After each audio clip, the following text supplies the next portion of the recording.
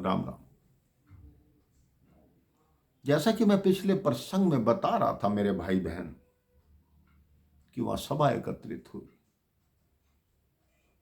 सभा में वार्ता चलने लगी तो राम जी की दृष्टि निषाद राज गुह पर पड़ी, जो इस सभा से दूर एक कोने में खड़ा था। राम जी के मन में पता था कि ऋषि वशिष्ठ के कारण निषाद राजगुह इस सभा में नहीं आ रहे, क्योंकि वो निषाद राजगुह सोचते हैं कि ऋषि वशिष्ठ सप्त ऋषियों में से एक हैं और मैं एक अधम हूं, नीच हूं, कहीं मेरे जाने से उनको कोई मुश्किल ना हो। प्रभु श्री राम निषाद राजगुह को बुलाते हैं, उनका हाथ पकड़ते हैं और अपने गले लगाकर बोलते हैं, गुरुदेव आपने इसको पहचाना, ये मेरा मित्र है, गुह है। अब जिसको राम जी गले लगा लें उसके बाद किसकी शक्ति जो गले न लगाए। ऋषि वशिष्ठ ने निषाद राजगुह को अपने कंठ से लगा लिया। मेरे भाई बहन, निषाद राजगुह की तो जीवन सफल हो गया।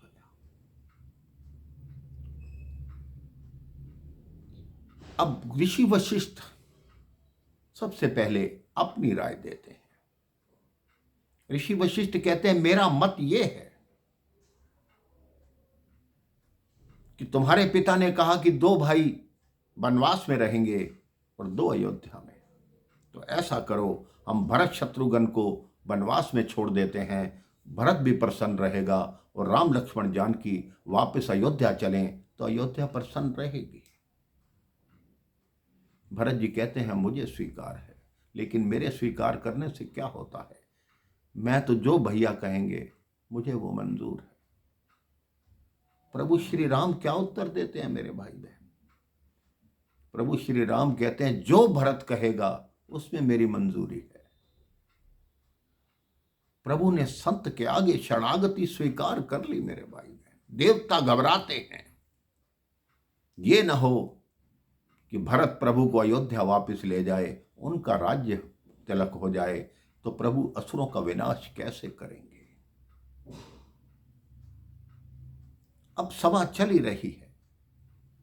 भरत कहते हैं कि मैं आपको कैसे आज्ञा दे सकता हूं, मेरा तो यही मत है कि सब कुछ आप संभालें, मेरे को क्षमा करें, मुझे आपने स्वीकार कर लिया, इससे बड़ा मेरा कोई भाग्य नहीं है। मैं आपके आगे नहीं बोल सकता, जो आपको स्वीकार है वो मुझे स्वीकार है।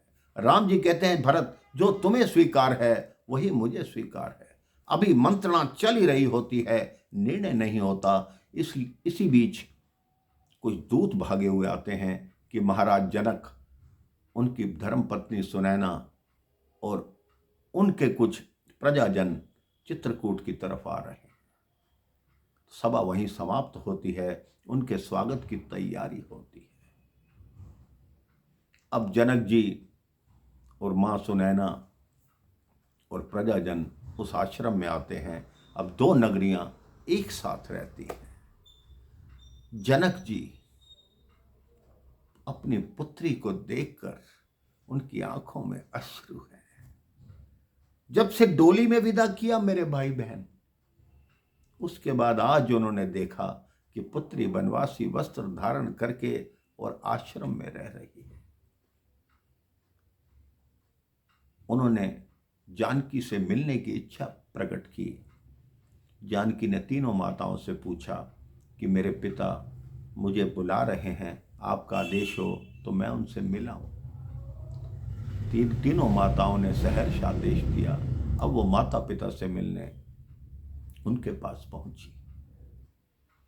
महाराज जनक उनके शीश पर हाथ रखते हैं कि पुत्री, तूने 2 कुल पवित्र कर दिए। पुत्र एक कुल को पवित्र करता है मेरे भाई बहन, लेकिन पुत्री 2 कुलों को तारती है, 2 कुलों को पवित्र करती है। कोई आज का पिता होता तो अपनी पुत्री को सुख सुविधा से विहीन देखकर उसको अपने साथ ले जाता, लेकिन महाराज जनक कहते हैं, बेटी तुमने हमारे संस्कार को प्रज्वलित किया है। आज मुझे गर्व है कि मैं तुम जैसी पुत्री का पिता हूं। बताएं मेरे भाई बहन, महाराज जनक जैसा हृदय किसका हो सकता है? किसी का भी नहीं। अब यह निर्णय लिया जाता है कि महाराज जनक आ गए हैं, वो विदेह राज हैं, उनको किसी से मोह नहीं। कल प्रातः की सभा का अध्यक्षता महाराज जनक करेंगे। जो वो निर्णय देंगे वो सभी को स्वीकार होगा। उसके बाद सब विश्राम करने चले गए। इसके बाद क्या हुआ मैं आपको अगले प्रसंग में बताऊंगा मेरे भाई बहन। राम राम, जय श्री राम।